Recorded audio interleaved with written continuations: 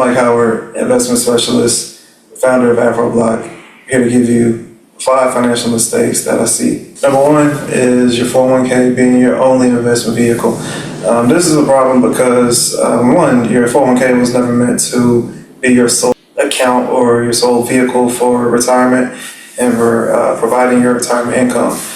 It was intended as a supplement for pensions, but if you know how the story goes, when pensions came out, more and more companies started doing away with their pensions. When 401ks came out, more and more companies started doing away with their pensions, and now mostly all you have is, especially in the private sector, all you have is 401ks. Some government or some state funded or some state employees have access to pensions through their state, but that's it. So that's the main thing. Second one is that 401ks are notorious for underfunding people's retirement income. Like, for instance, for their retirement income. So you don't want to leave yourself in that situation where your 401k is your only, saving account for saving for your retirement. Number 2, your 401k being your only saving vehicle. As crazy as it seems to some people, this is common. But some people, they view their 401k as, oh, when I leave my job, I can live off that money.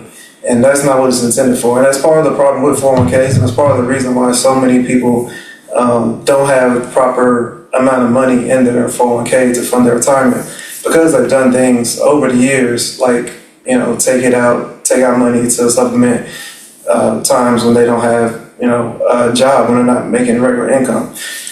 So that might should be number 1, because that's really that just destroys your retirement savings when you do that.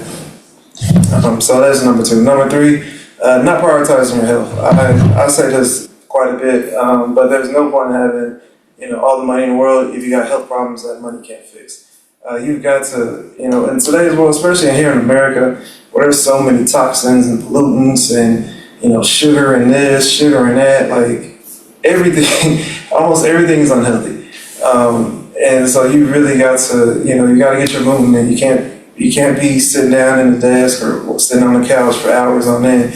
You got to be moving. We were made to move. We as humans have dominated the world because, we're of our ability to move and keep moving. So, if that's been you in 2025, work on correcting that in 2026. Number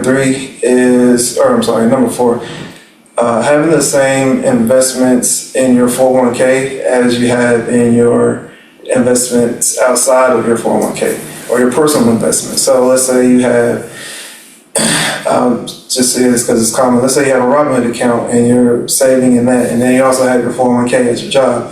But let's say in that account, in your 401k, your employee account, you're invested in, the S&P 500, and then in your Robinhood account, you're invested in the same thing. That shouldn't be the case. You should, the point of having investments outside of a 401k is, 1, to have better options. Typically speaking, your investment choices in your 401k are very limited.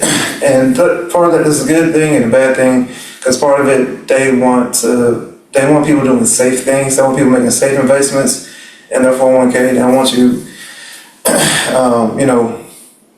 putting in your entire life savings into very volatile stocks.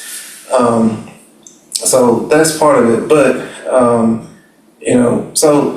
that's the good and the bad. But when you're investing outside of your retirement, outside of your 401k,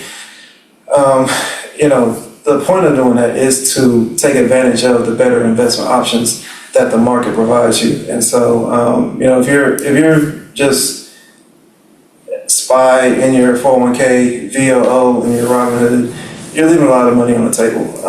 And so, you should really look into, exploring the other investment options that are available to you and that fit your profile and your goals.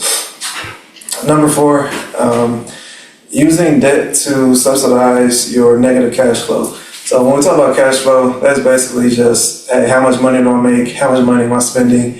If it's negative, that means you're spending more money than you bring in. If it's positive, you're making more money than you spend.